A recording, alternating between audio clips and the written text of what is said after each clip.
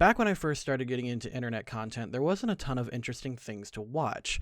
2008 through 2010 was still a relatively young time for internet entertainment, and very few people were out producing anything noteworthy. There were a few exceptions to this rule, such as AVGN, that guy with the glasses, and some of the earliest breakout YouTube stars like Smosh, but otherwise you weren't going to find anything with a great deal of quality. Even rarer than good internet content was good D&D content. Almost no one in the late 2000s were playing a game, and even fewer were willing to capitalize on it. Really, the first breakout stars of the D&D scene was Acquisitions Incorporated, a collaboration between Penny Arcade and Wizards of the Coast in an attempt to promote Dungeons & Dragons 4th edition, a setting that many in the D&D community consider the black sheep of the game. Acquisitions Incorporated was extremely successful, spawning a series of comics, several seasons of their podcast, and a viral hit every year at PAX where the team would play a session in front of a live audience. However, like all things, Acquisitions Inc. sort of lost steam. It is still continuing to this day, and the Penny Arcade YouTube channel still sports over 100,000 subscribers, but they're nowhere near as big a name in the D&D space as they used to be. There was still interest in D&D content, but only existed in niche pockets of the internet. A former China Awesome producer called The Spoony One created a small series called Counter Monkey, where he comically described his old D&D adventures. Dead Gentleman Productions produced a no-budget movie called The Gamers, a short film exaggerating the average D&D campaign and the people playing them. This became so popular that it produced 2 sequels and a spiritual successor called Journey Quest. I believe that it even had support from Wizards of the Coast because they specifically called out Dungeons & Dragons 3rd edition in their second movie. There were also celebrities like Felicia Day and Will Wheaton who were also making progress with their projects at Geek and Sundry, producing campaigns, skits, and short movies with their nerdy friends. But even with the celebrity boost, it looked like D&D was destined to stay in this weird thing done by geeks and dweebs that would never see true popularity. But then, a new group comes onto the scene. 77 and 9 is 86.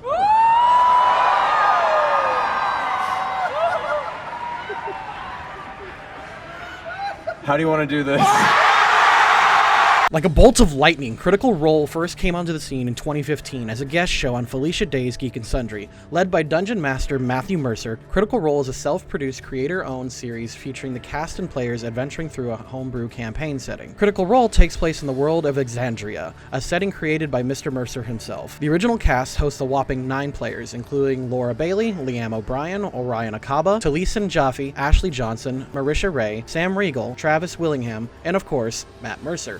However, as of Campaign 1, Session 27, Orion left the show in a mutual parting of ways. Critical Role features a live show that airs every Thursday on Twitch at 7 p.m. Pacific Time and runs for about 3 to 6 hours. Each player has their own campaign that they play throughout the series. Each campaign takes place through several chapters or story arcs, which takes place through several sessions.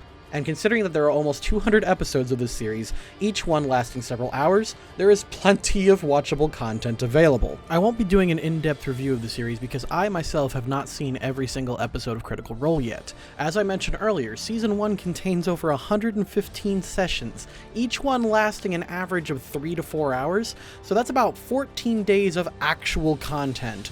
However, that's assuming you'd be watching it constantly for 24 hours a day without stopping. If a really dedicated person listened to the show for 8 hours a day non-stop, they might get through it in about 50 days. Critical Role is unfortunately a series that can be rather tricky to get into. Unlike most D&D series, Campaign 1 begins in the middle of a Pathfinder campaign that switched to D&D halfway through, where the players have already established characters within their world. They have already had many adventures and a history that goes back several years. However, I personally find this to be a strength of the series. As any good DM or player could tell you, the early sessions of a campaign are always the strangest. It's weird where everyone is still getting into their role and their characters and they haven't quite figured out their characters yet. I can attest to this in my own series on my own channel. The early episodes of my Pokemon Tabletop series are very different from the series that it's morphed into. Critical Role avoids the early episode weirdness by starting in the middle of a campaign and quickly catching the audience up with a prologue video. Campaign 1 is the story of Vox Machina, and is separated by 8 different chapters.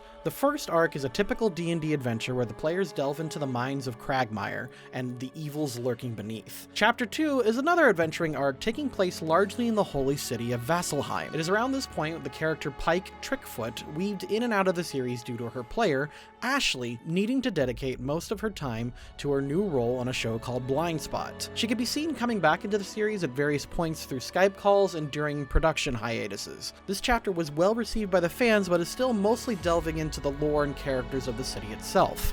And then came Chapter 3, the part of the series where most people agreed that it got good.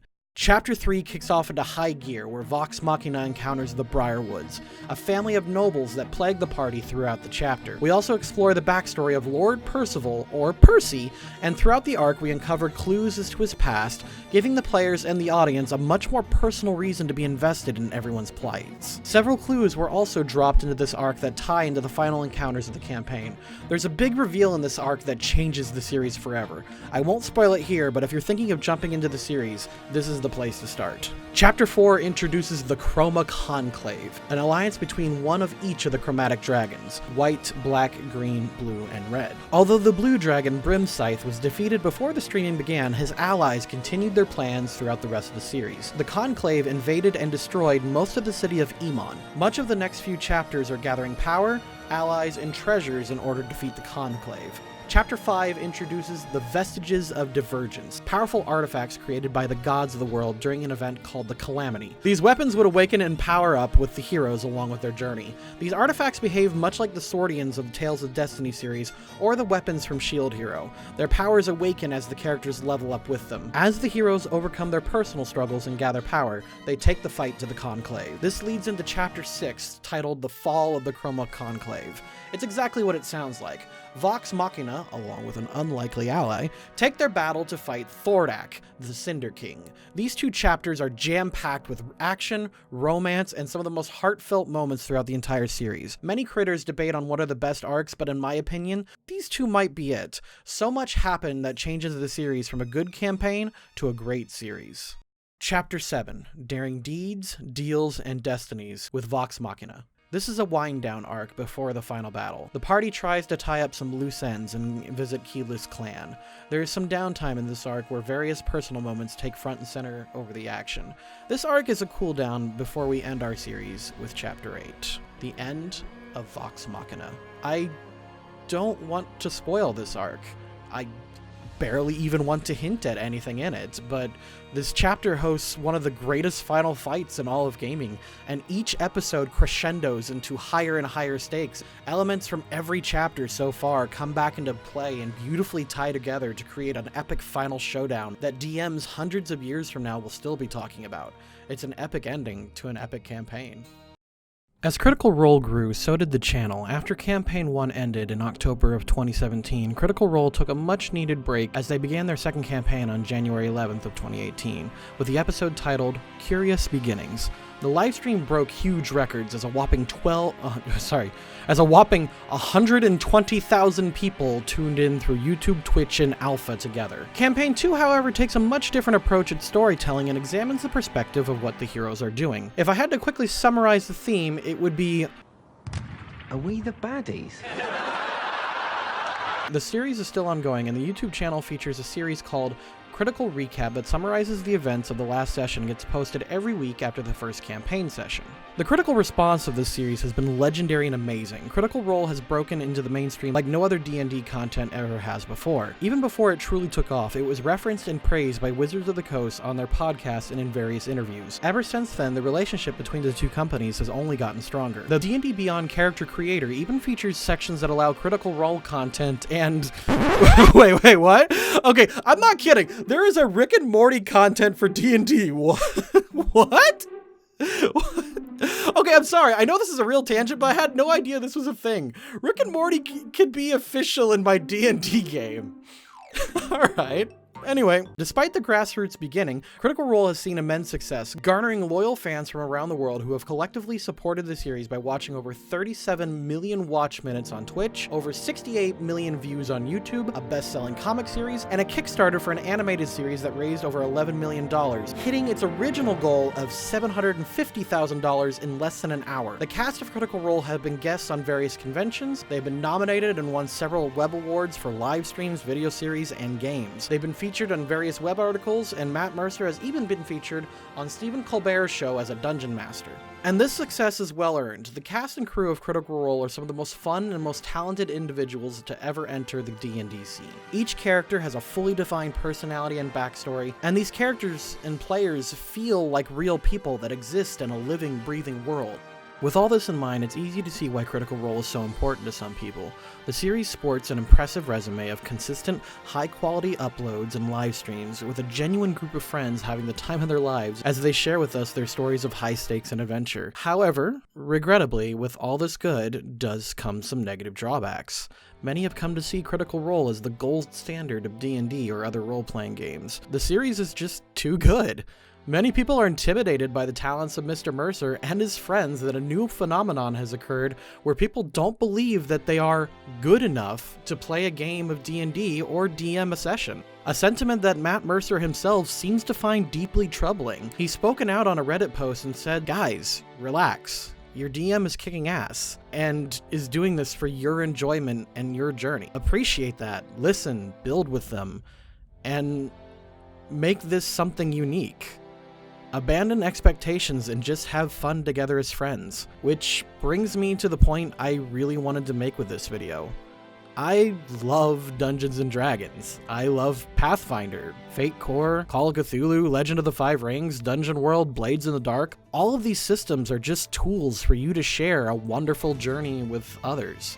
Tabletop RPGs are a very personal experience, and I'm not joking when I say some of the best moments of my life are when I'm sitting around a table and having what is basically a collective daydream with my friends. It's beautiful, wonderful, and an experience that I sincerely wish every person in the world can experience at least once in their lifetime. I still look over at my crappy old D&D notes in high school and remember fondly nights where we stayed up way too late just so we could get through one more room, or talk with one more character, or just tie up one more story thread. You can't imagine the impact this game has on others like me and others from around the world. Critical Role is a treasure to our community, and it deserves all the success and praise it can get. I've had the pleasure of meeting Mr. Mercer one time at Lexington Comic and Toy Convention, and even though I wasn't a big fan of the series yet, I was incredibly nervous to talk to him.